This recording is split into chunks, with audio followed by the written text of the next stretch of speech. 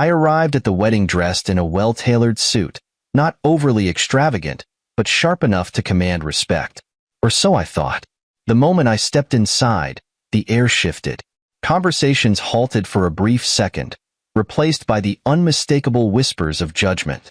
My wife's family had always treated me like an outsider, but today, they weren't even trying to hide it. The venue was grand.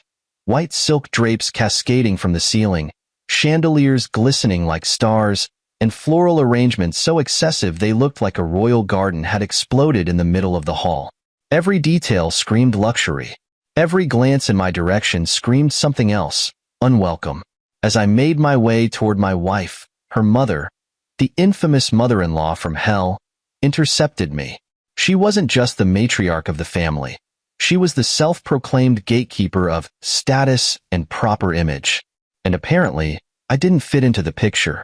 Her face contorted into an exaggerated expression of concern, though I knew better. "Oh dear, you made it," she said, her voice dripping with insincerity. I forced a polite smile. Of course, wouldn't miss it for the world. She looked me up and down, as if scanning for flaws. Then, with the same condescending tone, she gestured toward the very back row of seats, the kind meant for plus ones that nobody cared about or distant cousins who weren't actually invited but showed up anyway. "Why don't you sit over there? We don't want to ruin the wedding photos." I blinked. The words stung, but not because they were unexpected, because they were so blatantly cruel, so deliberately humiliating. I turned to my wife, half expecting her to defend me.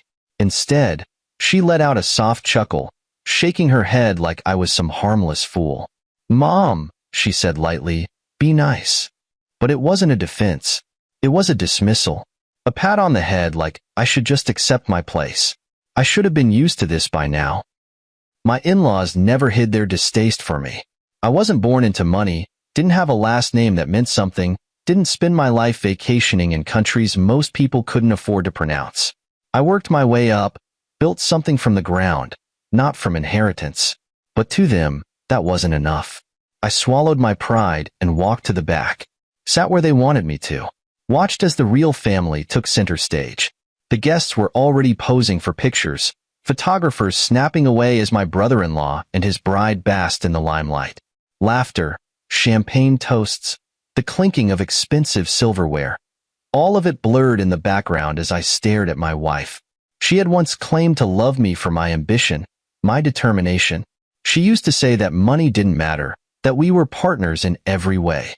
But as time passed, I saw the shift. The way she enjoyed the comfort of being the one who married down. The way she let her family treat me like a burden instead of her husband. And today, she didn't just let it happen. She laughed. Something inside me clicked into place. I wasn't just going to sit there and let them pretend I was nothing. I reached into my pocket, feeling the smooth surface of my phone. Then, without a word, I stood up and walked outside. They didn't notice. Not yet. But they would. They would never forget this day. I stepped out of the wedding hall and into the cool evening air, letting the tension roll off my shoulders. The laughter, the smug grins, the dismissive glances, they all melted away as I took a deep breath. I wasn't angry. I was focused. It wasn't the first time my wife's family had disrespected me. But today, they had done it in public, in front of hundreds of guests, cameras, and people who would remember every detail. They had humiliated me, thinking I'd sit there, accept it, swallow the insult like I had before. That was their first mistake. I pulled out my phone and scrolled to a contact saved under a single word, execute. A voice picked up immediately. "Is it time?" A smirk formed on my lips. "It's time," I said. The voice chuckled, the kind of laugh that comes from a man who enjoys his work. "Understood. Give me 10 minutes. I ended the call without another word. No explanations were needed. We had prepared for this moment months ago. See, my wife and her family had always assumed I was struggling. They saw my simple, strategic lifestyle and mistook it for lack of wealth. They never asked what I did, where my investments lay, how deep my connections ran. And that was their second mistake. Because while they spent their lives flaunting their old money prestige, I had built something far greater, influence. and in 10 minutes, that influence was about to wreck their perfect little event. I took my time strolling back inside, my pace calm, unhurried. My seat at the back was still waiting for me, the symbolic reminder of where they thought I belonged. I sat, fingers lightly tapping on the armrest, watching the wedding unfold. The groom, my wife's brother, was beaming as he twirled his bride on the dance floor. The band played an elegant melody, the guests sipped their drinks, and the photographers moved seamlessly, capturing every perfect angle. In their minds, this was a flawless wedding. They had no idea what was coming. I glanced at my wife. She was deep in conversation with her sister and a few high society wives, laughing as she sipped from her champagne glass. She had been so comfortable in my silence. She thought I was harmless. That was her third mistake. As the 10-minute mark approached, I leaned back, adjusting my cufflinks, my pulse steady. Then, like clockwork, the first sign appeared. It was subtle at first. The head chef, a middle-aged man in a pristine white uniform, walked over to one of the waiters, whispered something, and casually removed his apron. Then he walked out. A second waiter followed. Then another. And another. The guests hadn't noticed yet. The wedding continued. Glasses clinked, conversations flowed, and the music carried on. But behind the scenes, the staff was vanishing. One by one, the bartenders, servers, decorators, and kitchen staff quietly packed up and left, slipping through the back exit like ghosts in the night. The event, the one my wife's family had spent over a year planning, was unraveling right before their eyes. And no one had a clue. Not yet. But they would. Because I was done being their poor one. I checked my watch. 5 minutes left before the real storm hit. I smirked, swirling the untouched drink in my glass. Enjoy this moment while you can, dear in-laws. You won't like what happens next.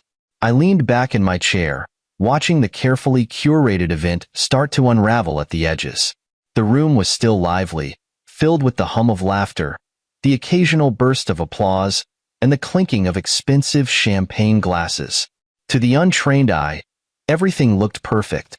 But to me, I saw the cracks forming beneath the surface. The first sign came in the form of a missing tray of appetizers. At first, no one noticed. The servers had been moving seamlessly through the crowd just moments ago, expertly balancing silver platters stacked with delicate hors d'oeuvres. But now, guests were glancing around, confused, their hands empty. A woman in a form-fitting navy blue dress, one of my mother-in-law's socialite friends, snapped her fingers at a nearby waiter. "Excuse me? We haven't been served in a while." The waiter, a young man with a stiff posture and a darting gaze, didn't respond. Instead, he set his tray down on an empty table, removed his serving towel, and walked straight out of the venue. Gone. The woman frowned, muttering under her breath, but she was too self-absorbed to dwell on it. She turned back to her group, laughing as if nothing had happened. But that was just the beginning. At the bar, a wealthy-looking man in a tailored tuxedo strolled up confidently, nodding toward the bartender. "Another whiskey for me and my friends," he ordered, tapping his glass against the counter. But the bartender, who had been moving swiftly just minutes ago, was completely still. His face was blank, his fingers curled tightly around the edge of the counter. Then, without a word, he untied his apron, tossed it onto the counter, and walked away. The guest waiting for his drink blinked in shock. "What the hell? Where are you going?" No response. The bartender didn't even glance back. The man scoffed, turning toward his friends. "We paid for an open bar, and they're just leaving?" A few other guests started to notice the oddity. The flow of drinks was slowing down, the usual endless pouring of wine and liquor interrupted by long, uncomfortable pauses. But still, the party continued. A table of well-dressed socialites waved down a passing waiter. "Could we get another bottle of champagne?" one of the women asked, tilting her empty flute. The waiter nodded and walked toward the back. They waited and waited. 5 minutes passed. Then 10. The waiter never returned. "Where is he?" one of the women muttered, twisting in her chair. A ripple of murmurs spread through the crowd. Guests were looking around, noticing that no one was coming to clear their plates. The staff that had once moved in a perfectly synchronized rhythm was thinning out. One by one, the waiters disappeared, slipping toward the exits in quiet resignation. But it wasn't until the music stopped that people truly began to realize something was wrong. Up on stage, the wedding band had been providing elegant background music, soft piano notes, a touch of violin, and the occasional smooth jazz tune. They had just finished a song when, instead of starting another, they put down their instruments. The pianist closed the lid on the grand piano. The violinist tucked her bow under her arm. The drummer adjusted his cufflinks and stood up. And without a word, they all walked off the stage. The sudden silence was deafening. People looked up from their conversations, blinking in confusion. The music had been an ever-present hum, a steady heartbeat to the celebration. Now, nothing. The entire room felt it. The weight of an invisible force pressing down. The sense that something was happening, something no one could quite put their finger on. At the front of the room, my mother-in-law, the self-appointed queen of etiquette and social standing, finally sensed the shift.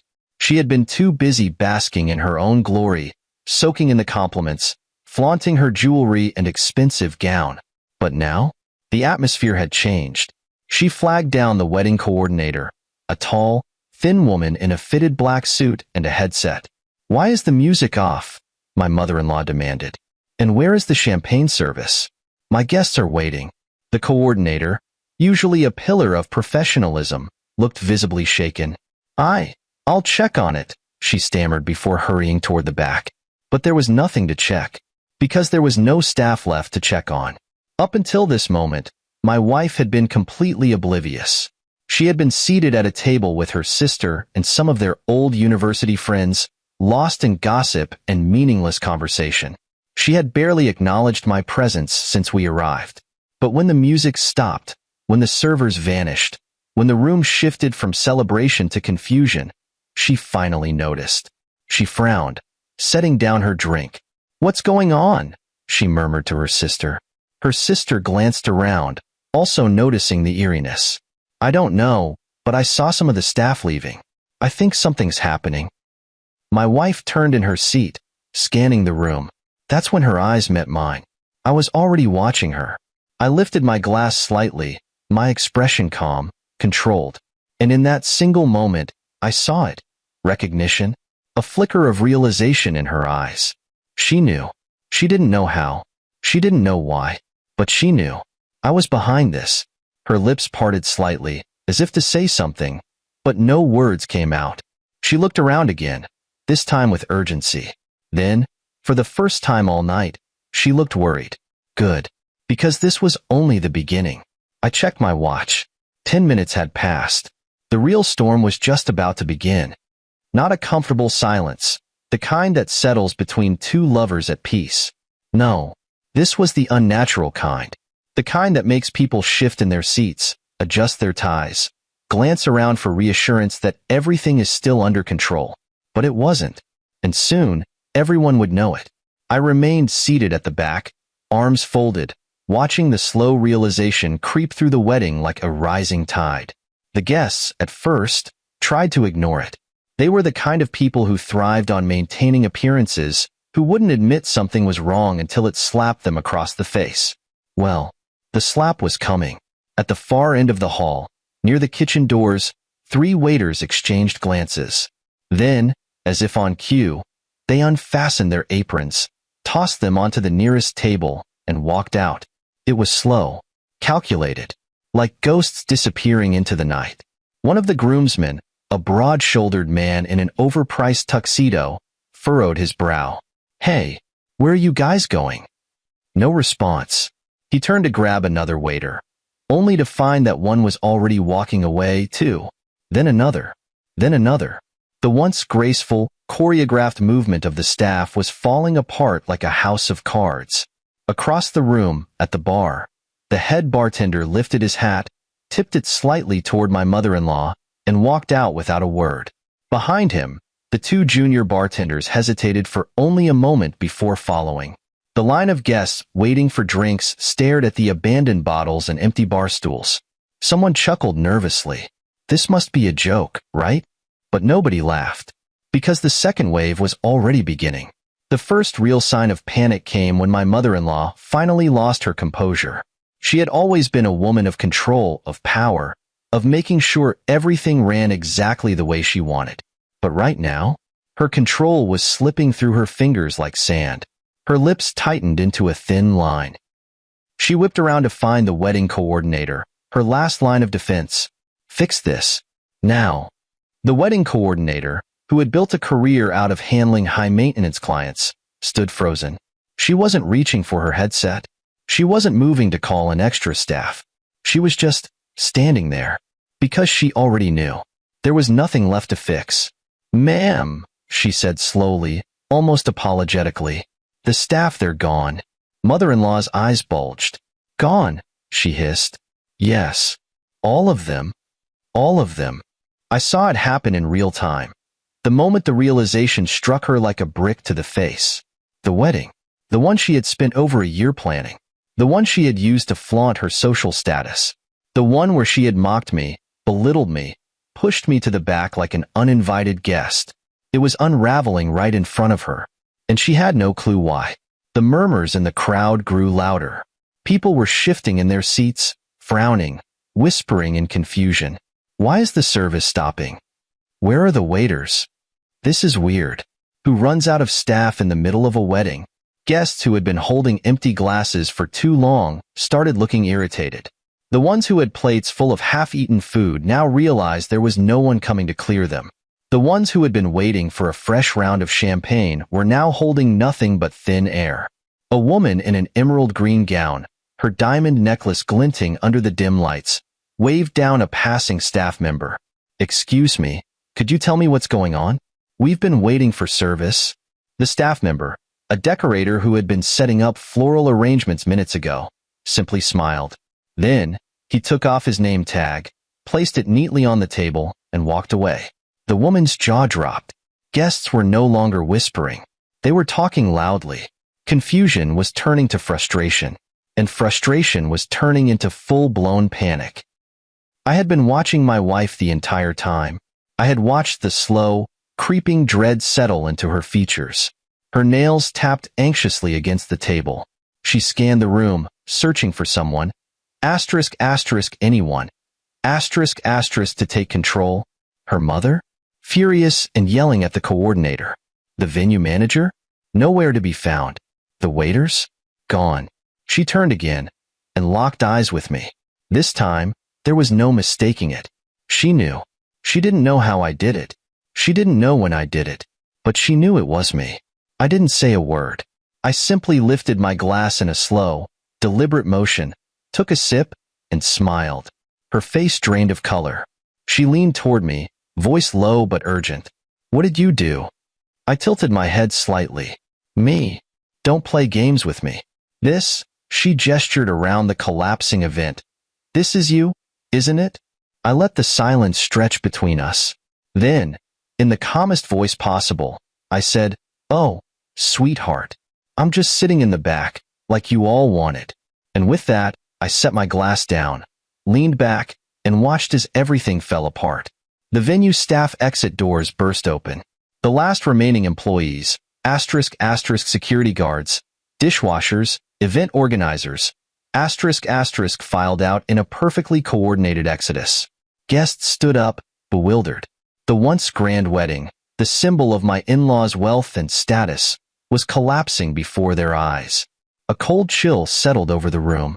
People were pulling out their phones, making calls, whispering about what the hell was happening.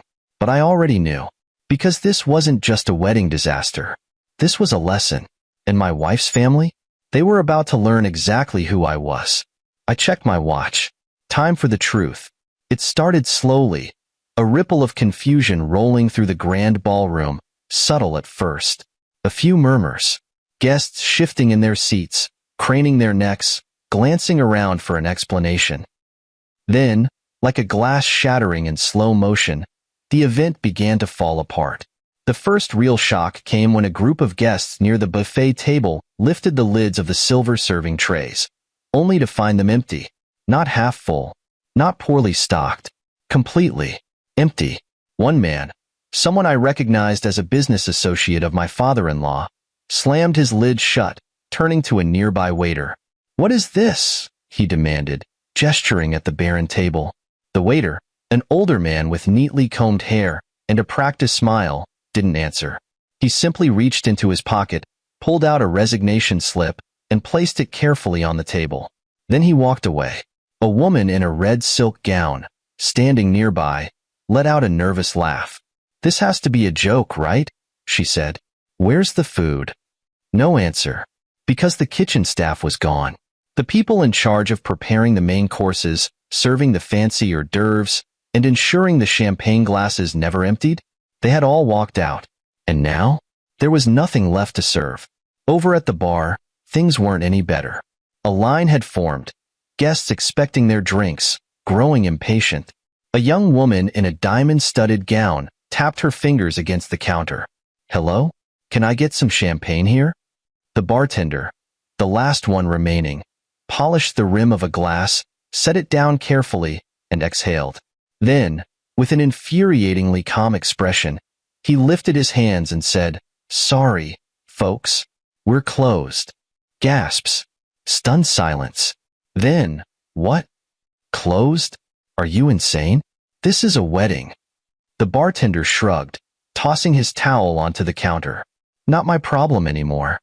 And with that, he turned on his heel and left. The guests stood there, blinking, unsure if this was some elaborate prank. But it wasn't, because now, the truth was sinking in. The wedding was falling apart, and there was no one left to fix it. At first, they tried to downplay it. "It's just a miscommunication," someone said.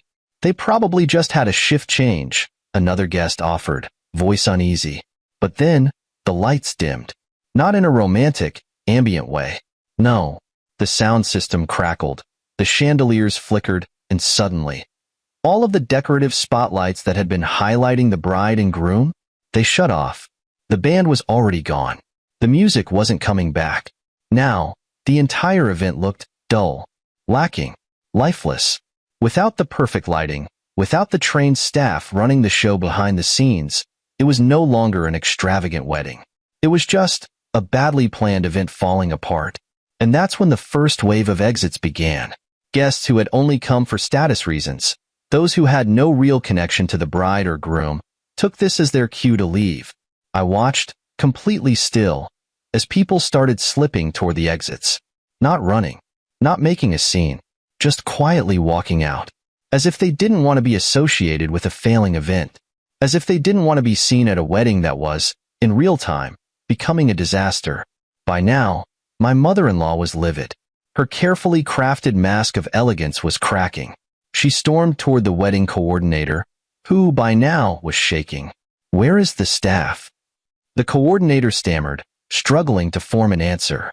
I don't know, ma'am. They left. Every single one of them." Mother-in-law's eyes widened. "Then call someone. Get them back." The coordinator swallowed hard, gripping her clipboard so tightly that her knuckles turned white. "We can't." "What do you mean you can't?" The woman exhaled shakily, avoiding her gaze. "Because, ma'am, they don't work for us." My mother-in-law froze. She was watching. I could feel it. My wife, who had spent the last hour ignoring me, dismissing me, pretending I didn't exist, was now staring at me like she was seeing me for the first time. Her lips parted, her breath shallow. Because now, she was putting the pieces together. The perfectly timed staff walkout, the disappearance of the music, the drinks, the food, the coordinated destruction of her family's most important event. It wasn't bad luck. It wasn't a simple mistake. It was me. Her hands trembled slightly as she leaned toward me. You did this." I didn't blink, didn't move. I just let the weight of her words settle into the air between us. Then, finally, I spoke. "What makes you think that?" Her jaw tightened. Asterisk, "because I know you. And this," she gestured around wildly, "this is too perfect.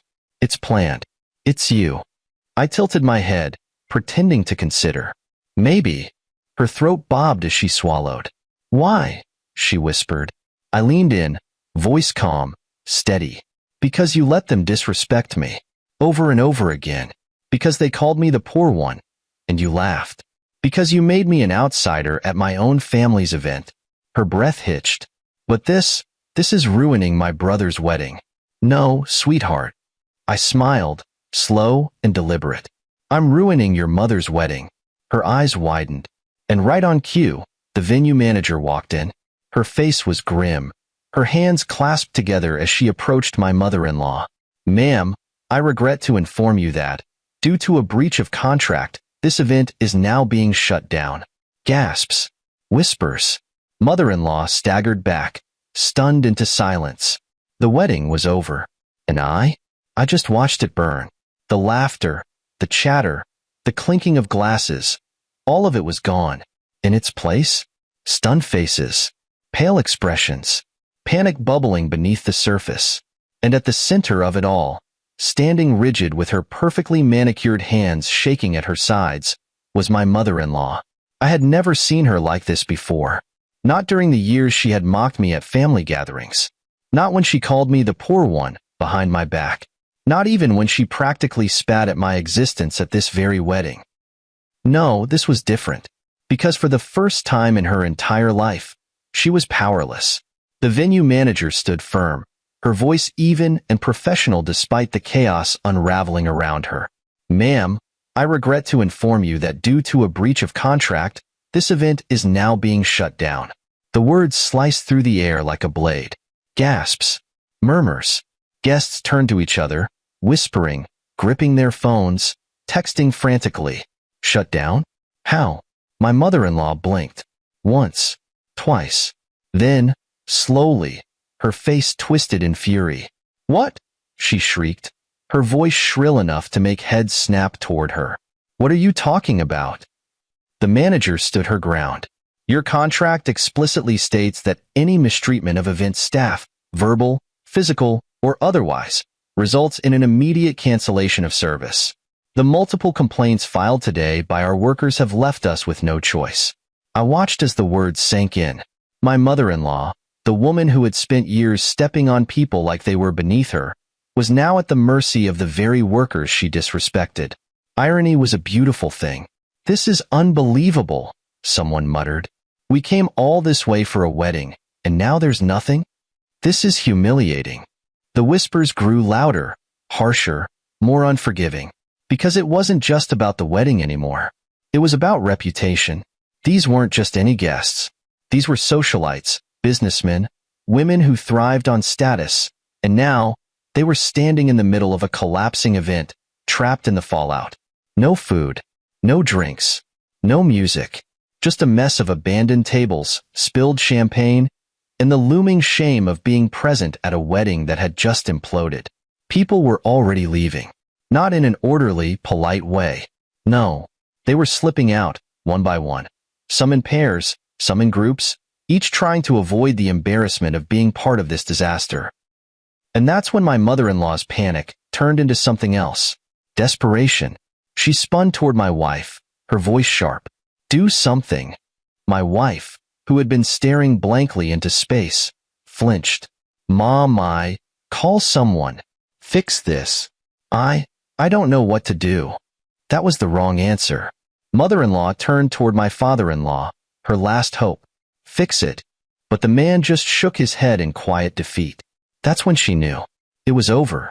The wedding was over. I had been watching her closely, watching as her face morphed from confusion to dread, watching as she pieced together everything. She finally turned to me, her hands trembling. You did this. It wasn't a question. It was a fact. Her voice was barely above a whisper, but it carried through the emptying hall like thunder. I let a slow smile creep across my face. I told you. Her throat bobbed. Told me what? I leaned in, voice steady. That disrespect has consequences. She sucked in a sharp breath. But this, she gestured at the ruined event, the fleeing guests, her devastated family. This is fair, I finished for her. Her eyes widened. You humiliated me, repeatedly. You let your family treat me like garbage. And tonight? I exhaled, shaking my head. Tonight, you laughed while they insulted me. She was breathing hard now. I didn't mean what? I interrupted, tilting my head. Didn't mean for me to hear it? Didn't mean for me to finally do something about it? Tears welled up in her eyes. But I didn't care, because I had spent years swallowing my pride, watching them mock me, treating me like an accessory instead of a man. Tonight, they learned who I really was. I stood up, slowly, casually. Then, in a clear, steady voice, I said, "For those of you who don't know, allow me to introduce myself properly." Some guests froze mid-step, turning to look. Mother-in-law's face twisted. My wife stared, unmoving. "I'm not the poor one, as you so fondly call me. I am the sole owner of the event staffing company that provided everything for this wedding: catering, bartenders, decorators, planners. Every single person who just walked out." I smiled, stretching my arms out. "They work for me." Gasps rippled through the remaining guests. My mother-in-law actually staggered. My wife? Silent. I took a step forward. "You see, while you all spent years laughing at me, underestimating me, assuming I was beneath you, I was building something." I turned to face the bride and groom. "And tonight?" I chuckled, shaking my head. "Well, you just had the privilege of witnessing exactly what I'm capable of." The bride let out a strangled sob. The groom? A mixture of rage and horror. Mother-in-law? Completely frozen. I adjusted my cufflinks, glanced at my watch, and sighed dramatically. "I think I've seen enough." Then, turning to my wife, I said the final words that would haunt her forever. "Enjoy the rest of your night, darling." "Oh, wait." I smirked. "There's nothing left to enjoy." And with that, I turned and walked out. I didn't rush. I didn't need to. The moment I turned my back, I could feel the weight of their stares, the tension pressing down like a storm ready to break. The sound of my footsteps against the marble floor echoed through the hall, a stark contrast to the growing panic behind me. Then it happened. Like a dam finally bursting, the silence broke into a wave of chaos. "What do you mean he owns the staff?" My mother-in-law's voice pierced the air, sharp and panicked. It was as if she had just woken up from a dream. Except this wasn't a dream. It was a nightmare. Her nightmare. I didn't stop walking, but I slowed my pace, just enough to hear everything unravel behind me. "He can't just do this. Get them back," she screeched, her heels clicking against the floor as she spun in circles, looking for someone. Anyone. To fix this. There was no one left. What the F just happened? The groom's voice boomed through the hall, his patience finally cracking. His wedding was ruined. No food, no drinks, no music, no staff, and worst of all, no prestige. The image of his perfect high society wedding was in flames, burning to ashes right in front of him, and he knew exactly who was responsible. "You." I didn't even flinch. I could hear his footsteps thundering toward me, could feel the rage radiating from him like heat off a wildfire. But I didn't turn around. Not yet. Because I wanted him to come to me. I wanted him to reach the point of no return. And he did. Faster than I expected. A hand clamped down on my shoulder, yanking me back violently. I turned, slowly, deliberately. "You think this is funny, huh?" he snarled. His face inches from mine, red with fury. "You think you can just waltz in here and up my wedding?" I didn't speak. I didn't react. I just let him lose control. "You ruined everything," he yelled, his hand still gripping my shoulder, his fingers trembling. I glanced down at his grip, then back up at him. "Take your hand off me." His jaw clenched. He didn't move. He thought he could intimidate me. He thought I was the same quiet, overlooked man they had mocked for years. But he was wrong. I smiled. And then, in a voice just loud enough for him to hear, I said, "This was never your wedding." His nostrils flared. "What the F** does that mean?" I took a step forward, forcing him to take one back. "This wedding," I continued, my voice even, unshaken, deadly calm, "was your mother's showpiece, your family's vanity project, a chance to flaunt their wealth, their connections, their status. But you were just the prop." The veins in his forehead bulged. He raised his fist. That was his final mistake. Because the moment he did, security appeared. Not the venue security. Mine. 2 men in black suits materialized from the edges of the room, gripping his arms before he could even swing. "Whoa, whoa, whoa," someone shouted. The groom struggled, but it was useless. He wasn't the only one who had power in this room, and I had just proven it. I leaned in, lowering my voice. "You want to hit me? Go ahead. Let's see how well a broken nose looks in your wedding photos." "Oh wait," I smirked. "There won't be any photos, will there?" His body tensed. Then, as if someone had ripped the air out of his lungs, he slumped. Defeated. Broken. The security let him go, and he stumbled back. And I turned back toward the door, adjusting my cufflinks like nothing had happened. Wait. This voice was different. Not my mother-in-law's fury. Not the groom's rage. Desperation. I stopped, but I didn't turn around. Not yet. "Please," my wife's voice trembled. "Please don't walk away." Slowly, I turned my head just enough to meet her eyes. She looked wrecked. Her makeup, once perfect, was smudged at the corners, her lipstick fading. Her hands clutched the fabric of her dress like she was trying to hold herself together. "We can fix this," she whispered. Just tell me how." For the first time all night, I felt something close to pity. Not for her family, not for the wedding, but for her. Because she was the only one in this entire mess who actually thought I could be reasoned with. "There's nothing to fix," I said. She took a shaky step forward. "I didn't know they were going to say those things to you. I didn't think." I cut her off. "No, you didn't think." She flinched. "You didn't think when you let them treat me like garbage. You didn't think when you laughed along. You didn't think when you let them push me to the back like I didn't belong." Her breathing was uneven now. I didn't want to cause a scene. I let out a low, humorless chuckle. "Well, sweetheart, congratulations." I gestured around the wreckage of the wedding. "You got your scene." Tears spilled down her cheeks. I took a deep breath, exhaling as I gave her one last, long look. "You chose them over me." Her face crumpled. "And now?" I shrugged. "You get to live with that choice." She reached for me, but I had nothing left to give. I turned my back, and this time, I didn't stop. I walked out of the wedding, out of her family's life, out of that chapter of my existence forever. And as I stepped into the cool night air, I finally smiled, because for the first time in years, I was free. I didn't turn back. Not once. Not when I heard my wife choke back a sob. Not when her heels clicked frantically against the marble floor as she ran after me. Not even when her voice, trembling, raw, desperate, called my name. I kept walking, because she had already made her choice. And now, she had to live with it. Wait. I heard her stumble behind me, her breath ragged, uneven. "Please, just stop for a second." I reached the entrance of the venue. The grand double doors stood open, revealing the dark, empty parking lot outside. The air was crisp, cool, and for the first time in a long, long time, I felt light. I stepped forward. Then, she grabbed my arm. I stopped, not because I wanted to, but because this was the last time I would ever let her touch me.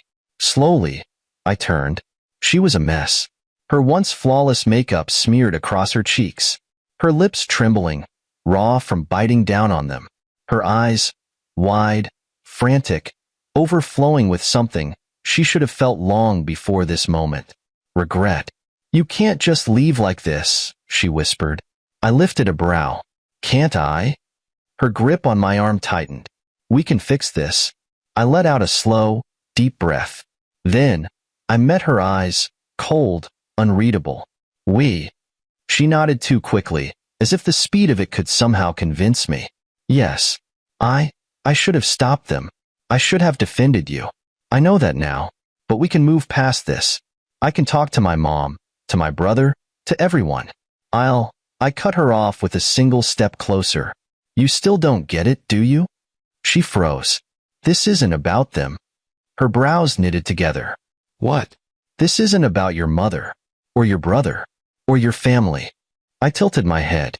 "This is about you." Her lips parted. but no words came out. "You let this happen," I said, voice eerily calm. "You let them treat me like garbage for years. You let them humiliate me tonight. You let them mock me, push me aside, make me feel like an outsider at my own family event." She shook her head wildly. "I didn't mean, stop." She did. "You keep saying you didn't mean for it to happen," I said, my voice dipping lower. "But you never stopped it. You never stood up for me. And when they laughed at me tonight, you laughed with them." Tears spilled down her cheeks. "I was stupid," she whispered. "I was caught up in everything. I let them get in my head. But it doesn't mean I don't love you." I smiled. Not because I believed her. Because I didn't. "Love?" I repeated, letting the word linger between us. She nodded frantically. "Yes. I love you. You know that." My smile faded. "No, you don't." Her entire body stilled. "You love what I did for you." Her breath hitched. "You love the comfort I provided. The security. The convenience." I leaned in just slightly, my voice like ice. "But you never loved me." Her hands flew to my chest, gripping my suit. "That's not true." "Then why was it so easy for you to watch me be disrespected?" She flinched. "Why did you sit there while your mother treated me like I was nothing?" Her fingers curled into the fabric of my jacket, shaking. Why did you only care when you realized I had the power to take everything away?" Her lips quivered. And in that moment, she knew. She knew I was right. Because love? Love is respect. Love is loyalty. Love is standing by someone even when it's inconvenient. She had never done any of those things. Not once. And now, she was watching me slip through her fingers. "Forever. Please." Her voice was barely above a whisper.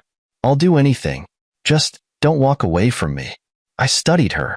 The desperation in her eyes. The silent plea that screamed, "I don't want to lose you." But she already had. She just hadn't accepted it yet.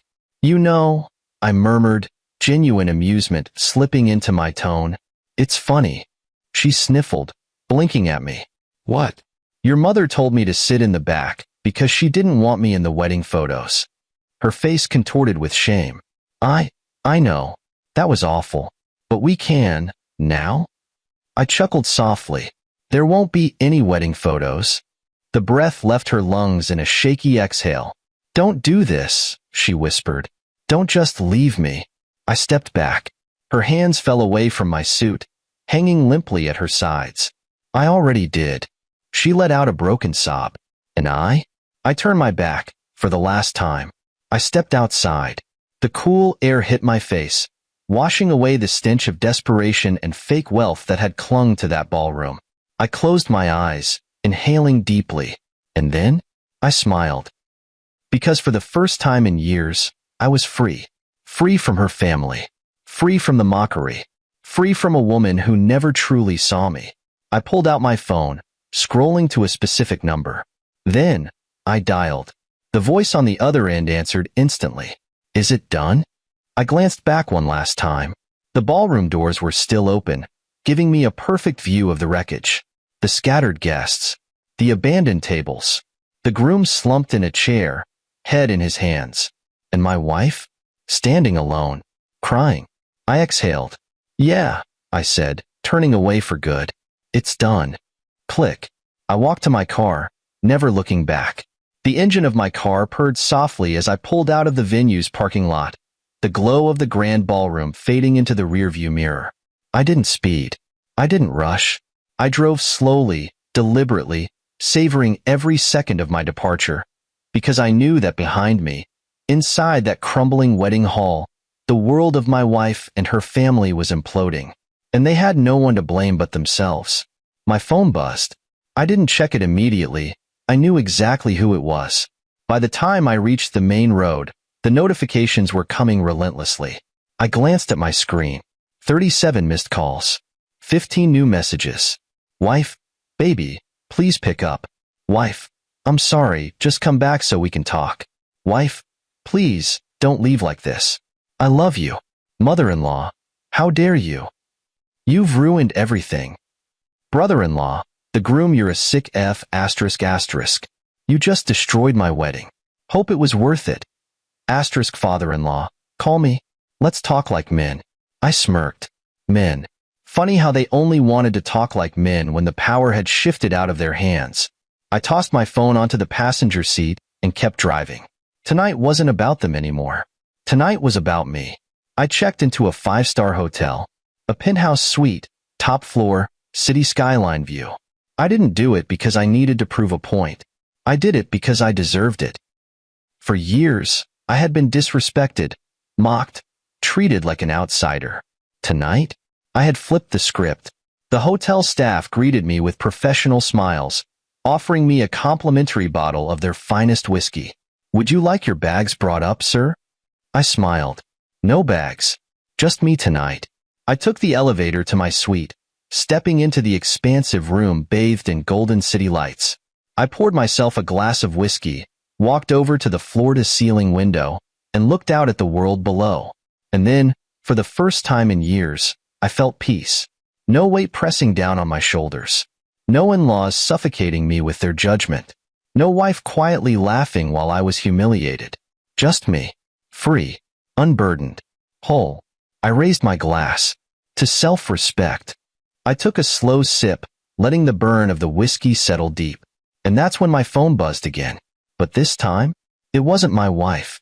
It was my lawyer. I answered on the second ring. Everything ready? I asked. His voice was crisp, professional. The papers are finalized. Divorce is straightforward. No joint assets. You're walking away clean. I exhaled. A weight I hadn't realized I was carrying finally lifting. Send them over. Already in your email. All you have to do is sign. I nodded, swirling the last of my whiskey in my glass. And the house? Legally, she can stay for now. But it's in your name. You can sell it whenever you want. I smirked. Good. Put it on the market. High price. No negotiations. There was a pause. You sure? She's still living there? Not my problem. He let out a short chuckle. Understood. I'll handle it. Click. And just like that, it was done. It was past midnight when my phone rang again. I let it ring. I let it go to voicemail. And then, I played the message. Her voice came through, shaky, broken. I don't know what to say. I don't even know where to start. A deep inhale. I messed up. I know that now. I let them treat you like you weren't enough. I let myself believe it too. But I see it now. I see what I did. I see what I lost. I sipped my whiskey, listening, but feeling nothing. Please, if there's even a small part of you that still loves me, just call me back. Just give me a chance to make this right. Silence. Then, her final words. I don't know how to live without you. The message ended. I set my glass down. Then, I deleted the voicemail. Because she was no longer my problem. By morning, my lawyer had already filed the divorce papers. By noon, my house was officially on the market. And by sunset, I was gone. I withdrew from every shared bank account, leaving nothing behind. I cut off every mutual friend. I blocked every number. I erased myself from her world. Because she had made it abundantly clear. She had never truly valued me. So now, she would learn what it meant to live without me. 1 year. That's how long it took for my name to disappear from her circles. No one spoke about me anymore, except in hushed whispers. Whatever happened to him? He just vanished. I heard he sold his house and moved overseas. I heard he built an empire somewhere else. The rumors never stopped. But she knew the truth. She knew exactly what happened. Because one day, exactly 1 year after that disastrous wedding, she saw me again, at a high-end restaurant, sitting at a private table, with a beautiful woman across from me, laughing. I didn't see my ex-wife at first, but she saw me. And for a moment, just a moment, our eyes met. Her face fell, because in that moment, she saw what she had thrown away. Not a poor man, not an unworthy husband, but a man who had rebuilt his life, without her. I lifted my glass in a silent toast. Then, I looked away, because she was nothing more than a memory now. And me? I was finally living.